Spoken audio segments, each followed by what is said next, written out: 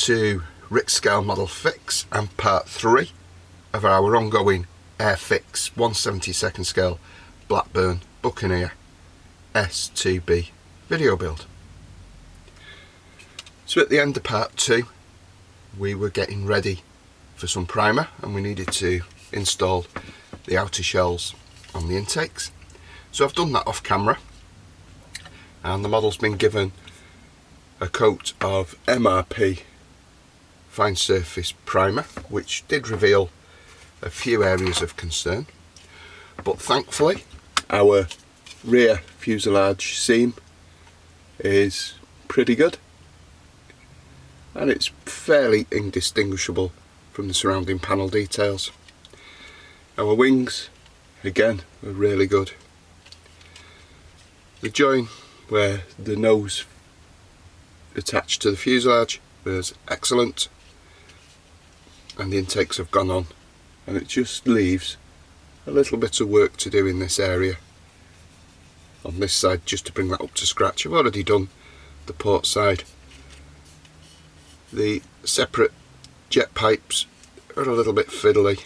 I think overall they're acceptable. We're not going to do too much work to those. So we're just going to work on this area and we're going to mask off some detail with some masking tape so that we don't remove any of the fastener details on these panel lines. So it just gives us an edge to work to.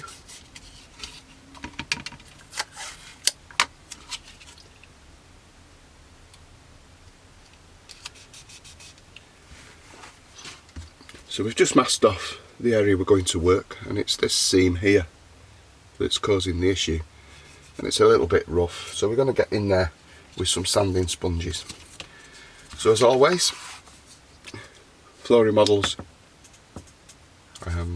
medium dual sander, sponge on the back so we don't lose the contour of the area we're working on, and we're just going to set about polishing and removing that seam. So we can only do so much without any primer, and what the primer does is it just highlights any low spots. So you can see there near the fingernail that there's a low spot in the plaster. That's actually a sink mark, and that we've got a line of primer running down that seam, and that's the primer that's stuck below the level of the plastic surface. So by just gently sanding away we can usually get down to that level without causing too much aggravation, but if we can't, we're going to have to use some filler. It's not going to be a lot, it's going to be just a touch, but I think we're going to be using some, so we're just going to clean up that sanding dust.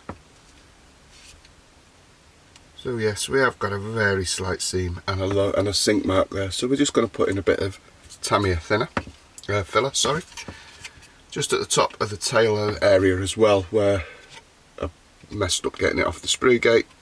You can see I've took a chunk out the plastic, so we're going to fill that, and that's going to be the only filler that's needed on this model. So I'm going to use some Tamiya putty.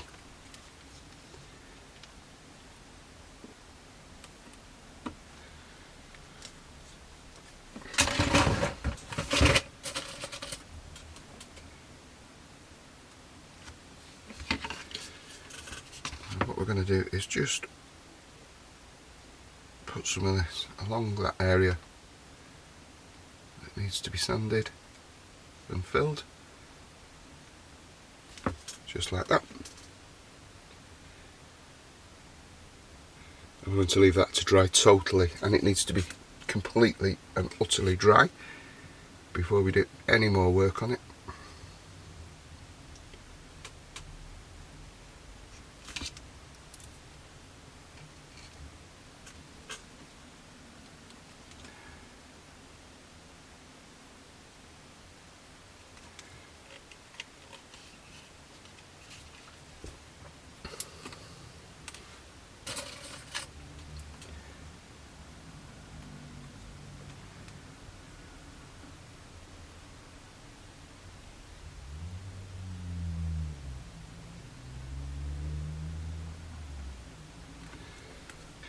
So by employing a little bit of care in our build approach, those small areas of filler are the only areas of filler we've used on this kit, and one of those was directly as a result of me.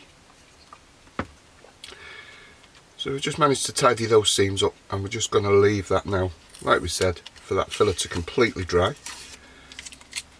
Probably best to leave it overnight, in all fairness.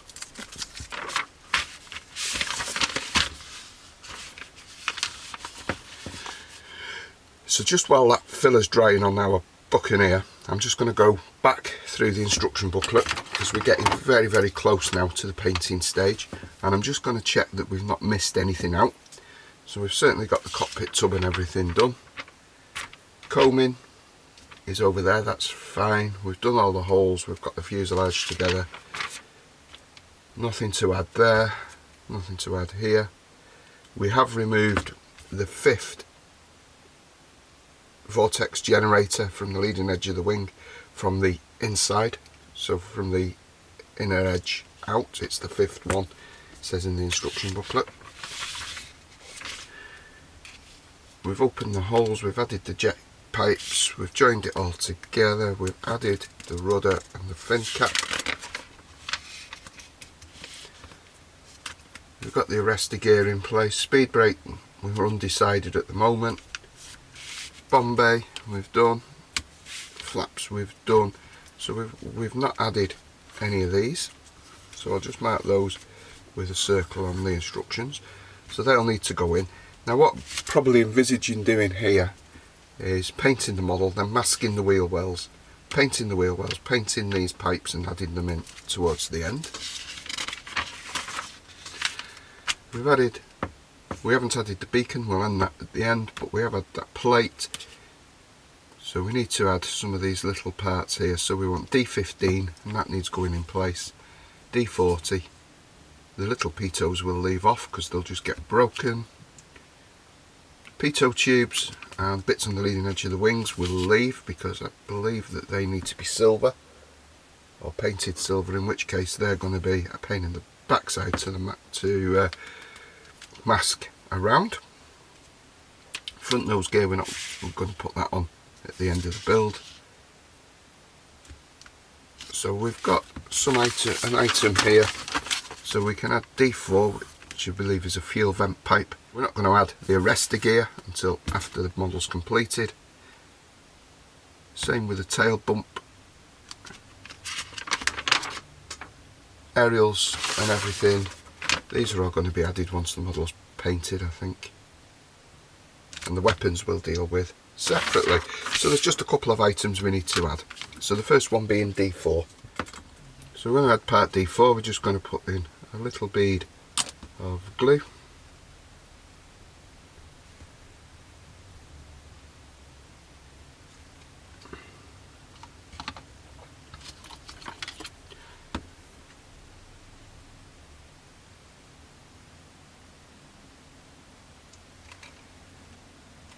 So, and once the part's there, we'll just put another bead of glue round, just to make sure. Just making sure we have got that the right way round, which we have. And it's time to move on to some of these pitot tubes and vents at the front.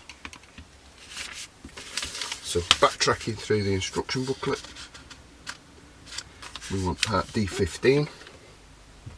So we're just adding part D15, so a little bit of glue, and a nudge into place, like so.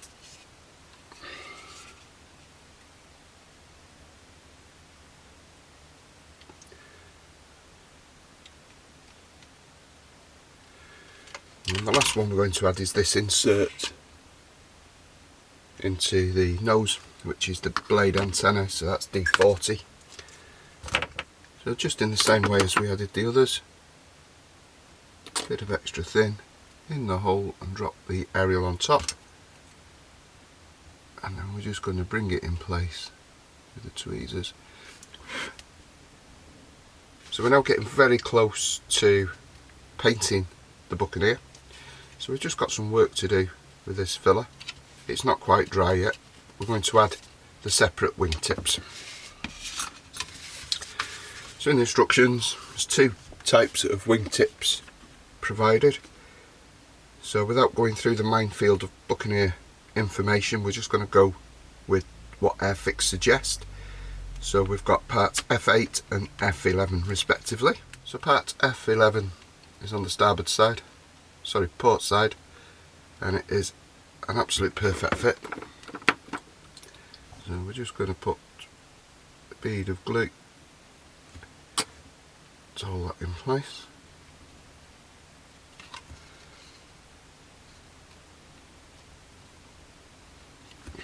And repeat the same for the opposite side. So we'll just see if this filler's dry.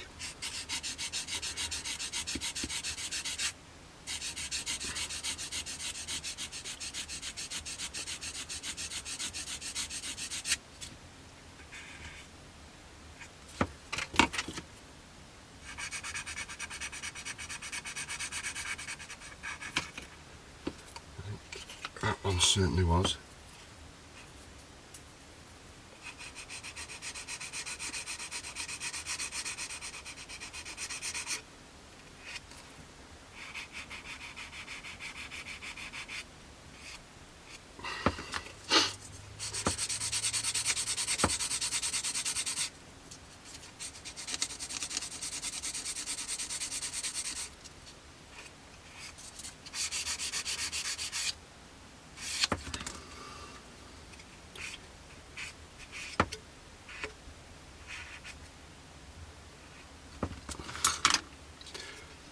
Have a look at this intake, because this was only a little bit of filler.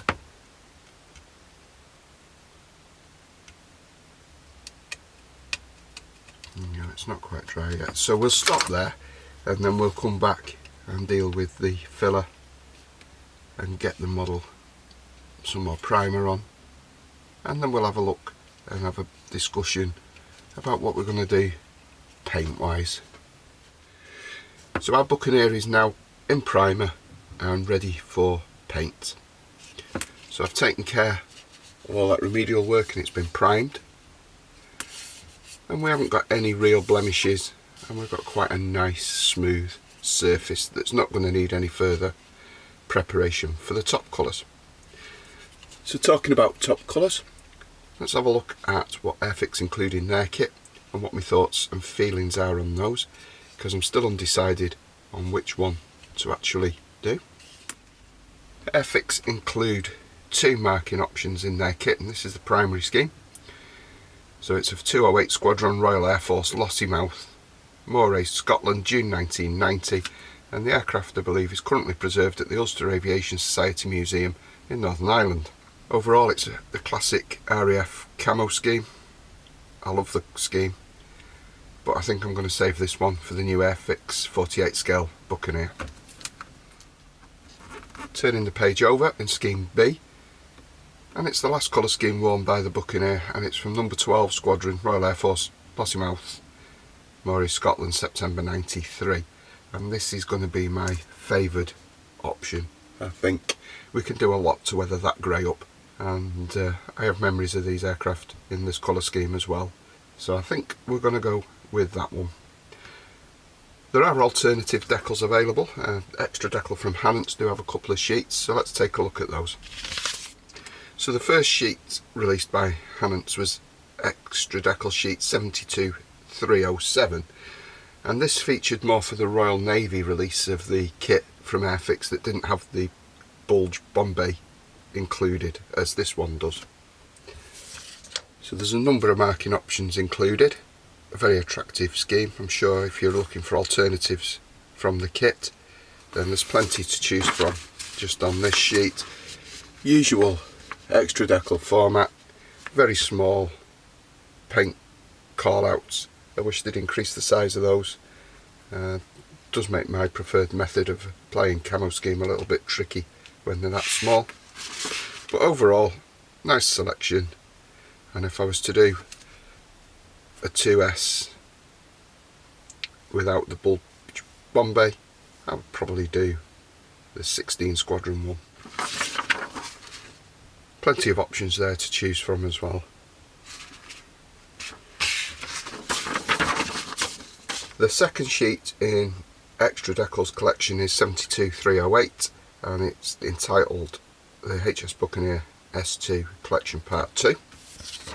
A nice mix again of Royal Navy and Royal Air Force types in various and more attractive colour schemes. We've got some Gulf War options there, Sky Pirates, which I'm going to be doing from the Airfix kit, but in the later medium sea grey. Wraparound camo scheme there of 208 Squadron, just basically replicating what's in the Airfix kit to some degree. We've got the medium sea grey machine without the Sky Pirates logo, so I'm not going to be doing that one. 208 Squadron again in wraparound, another Royal Navy offering, and a 216 Squadron airframe there at the bottom. The rest of the documentation follows the original Extra Decal format with some small paint schemes and some more interesting options on the other page. Again, Royal Navy, and one from the Aeroplane and Armament Experimental Establishment based at Boscombe Down, which would make a very gaudy colour scheme, I think, but nonetheless quite interesting. Might raise an eye if that was on your display stand for your local model club. Again, as before, the decals are wonderfully printed, all in register with no misalignment problems or anything like that, and again printed by microscale. Let's take a look at the Airfix decals now we've decided that that's the route we're going to take. And to be honest, if you want to do one of the options in the kit, then there is no real need to go and look for the aftermarket sheets at all. So these are printed by Cartograph and they're as good as any aftermarket sheet, and I'm sure that they'll work fine when we come to get them on the airframe. So having not sprayed a model medium sea grey for a while, I thought I'd have a look through my paint stash and just with this old Airfix Skyhawk just paint a couple of the manufacturer's different paints that I've got there that represent medium sea grey. So we've got MRP, which is the pale one, extra colour up on the tail, and the centre section is Hataka Orange Line with extra colour centre panel. This is AK Real colours, and again the nose is extra colour. Extra colour I grew up with and used those exclusively, and it's always just throws my mind a little bit because I expect the aircraft to look that colour. So I think we're going to use the Hataka Orange Line ones, but in all fairness there isn't a great deal of difference with the exception of the MRP, which I think is too light, but nonetheless that can be reused to our advantage in our weathering stages. So let's get on and paint the model. So I'm going to use Hataka Orange Line for this build, and the paints have come out the Falklands Conflict paint set volume 2, which includes the medium sea grey and camouflage or barley grey that I need for this build. Quite an extensive set of colours included in that paint set, well worth picking up if you haven't got all those, or if you're doing a few aircraft of the same colour schemes. Now, as far as I'm aware, at this current time there's only PM models at Doncaster that currently sell the single bottles of Hataka. So if you want to use the same on your model, it's C141, which is medium sea grey BS 381 C637, and C142 camouflage or barley grey, and that's BS 638 C626. So I'm now going to head off to the spray bay and I'm going to get this Buccaneer painted up, so I shall join you back when that's done and we'll have a look at the results of using that Hataka paint. So I've painted the upper surfaces of the Buccaneer all off camera. So I've used my standard operating procedures for painting, so any of the video builds that feature in-depth painting in them, such as the Beaufighter, will cover that. So we've used a base coat on there of Hataka medium sea grey, and then we've used other manufacturers' medium sea grey such as Extra Acrylics, AK Real Colours and MRP, just to break up that surface and give it a bit of a sort of non-uniform look. Don't know how well the camera's picking that up. And then to top that off, we've used Flooring Models Dark Dirt Wash just to enhance the panel lines. So we've just got the undersurface to paint in the barley grey, or camouflage grey as it is. So we'll have a look at the instruction book and then we'll see how we get that on the model. So first things first, let's have a look at what we need to do. So as you can see from the Airfix paint guide, there's only a limited surface area on the undersides that need painting in barley grey. So that's really the underneath of the wings and the centre fuselage. So the bomb bay and the centre of the fuselage and the tail planes is all medium sea grey. So we've got some masking to do. It doesn't look too bad, and I'm sure we can get that done in no time. So I've made a start masking the bomb bay first, and we're just using lengths of Tamiya tape. So I've done the outline of the bomb bay in strips, and we've just got this forward end to do. So we can use different widths of tape to achieve good masking.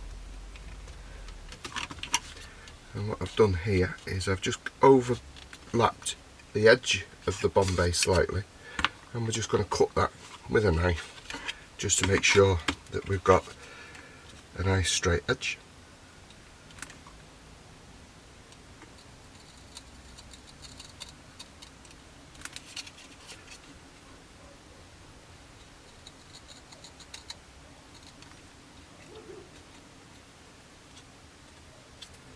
And we can remove the excess.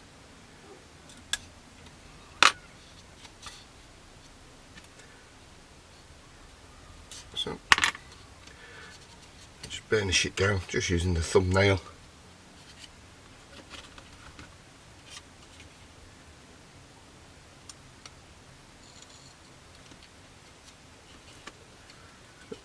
Get into the panel line and remove the excess, and that's our bomb bay done. So that's our first area masked up. So that correlates to this section being medium sea grey. So we need to mask just to the intakes and this section of the nose and the intake panels there. We need to just mask round the panel at the rear and the jet pipes, and we can use those panel lines as guides, and then we can spray the undersurface of the wings. So we've got our undersurfaces masked now, not too complicated a pattern. And we're in the process of just getting the Hataka barley grey or camouflage grey C142 ready for application. So we're going to give this a really good shake, and then we're going to mix it with Mr. Colour Levelling Thinner. Now it's really warm here in the UK at the time of building this model, probably a little bit too warm for spraying, so the mix is going to be incredibly thin and cut with a bit more self-leveling thinner so that the paint doesn't dry too quickly in the warm air. So we have our very thin mix in the airbrush colour cup, and we're just going to start that application. So it's just going to be very, very light thin coats.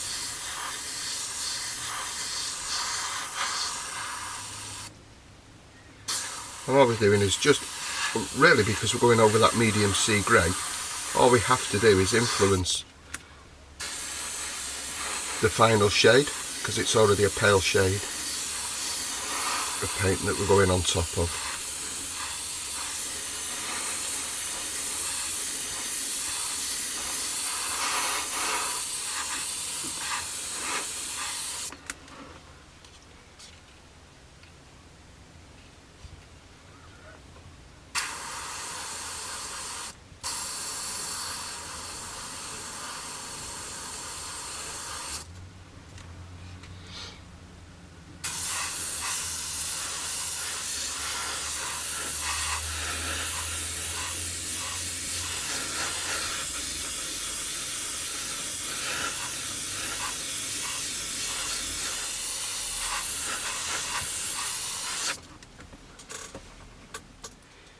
So we're spraying in really warm weather.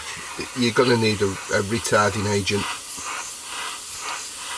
and thin coats of paint. So as you can see, this is going on quite wet and quite nice, and that's due to the fact that we've cut that substantially with that Mr. Leveling thinners. So we're just building the paint up in thin layers.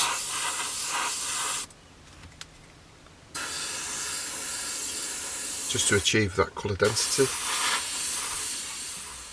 So I'll go and clean the airbrush out, and then we can have a look at just perhaps getting some weathering on this barley grey, just to start breaking it up. It's already pretty much dry, and we can see what results we can achieve. Before we remove the masking, it might be easier just to modulate this paint layer, and then we can do the substantial amount of weathering with the medium sea grey and the barley grey at the same time. I've just removed the masking from our barley grey, and while this difference is very subtle, it does exist. And we've set about weathering, breaking some of those panels up, adding some panel line detail from Tamiya Gloss Smoke, and we've given it a gloss coat. So all that's left to do now is repeat the process for the medium sea grey on the undersurfaces, and then it's time to think about some detail painting. So we've got the leading edges of the intakes, wings and tail planes to do in silver, and we've got some radome panels to do in like a khaki colour. So all in all, the build is really progressing, and it will soon be time for decals. But there's still a long way to go yet, so let's crack on. So we've just started by masking the leading edges of the tail, the wings and the intake ring, and we're just now going to paint these silver. So we're going to use Alclad Duraluminium for this.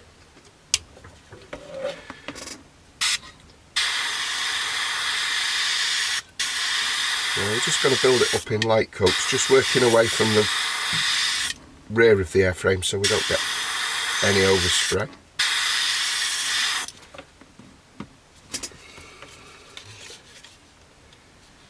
And we've done the underside as well.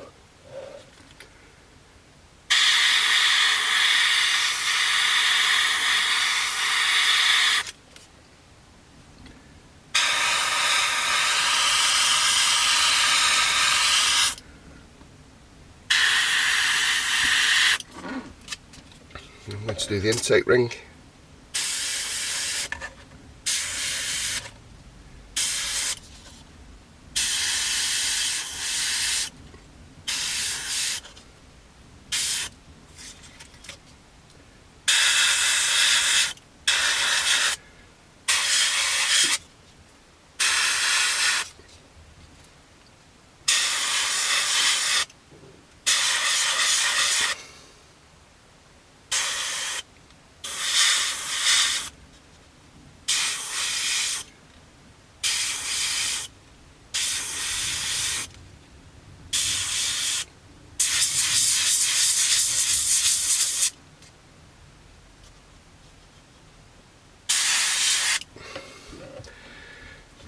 And then finally the tail plane.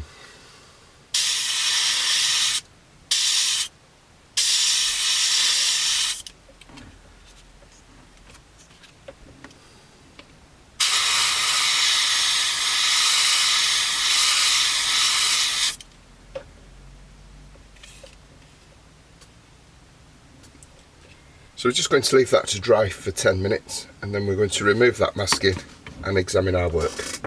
So we're just going to start removing our masking tape. Now it's well worth keeping the tape, as we've got the rest of the airframe to do, so we can use the tape that we're just taking off to mask the general airframe, so we're not being too wasteful.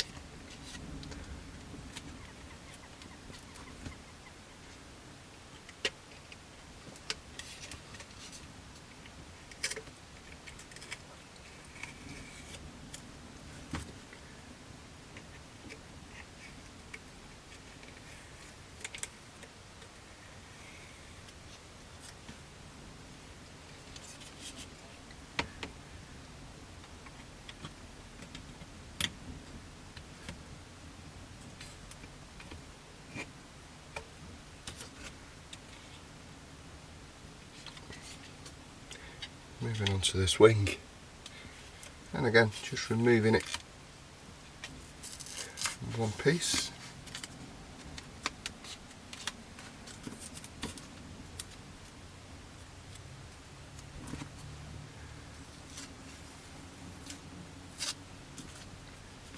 So we can reuse this tape, like we were saying.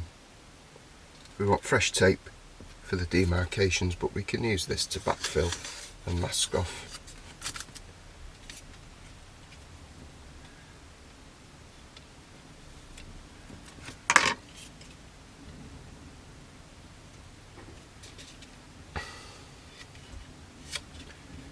Nice results so far. We'll just remove the tape from around this intake. Just remember, we are using FOD guards, so I'm not too fussed if the internal surface isn't brilliant. However, the external intake ring does need to be pretty good, which I'm sure it will be.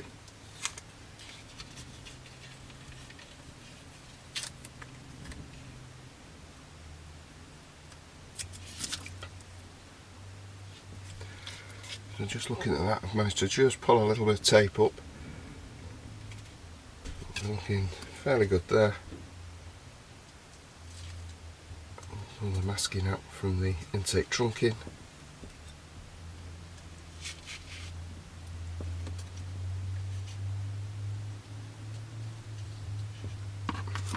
And all in all, we've got some fairly good results there. So that concludes part 3 of our Buccaneer build. I'm going to just continue off camera to do the other side, and join me in part 4, where we'll hopefully start looking at getting some decals on this model. So until then, please everybody look after yourselves, stay well and take care.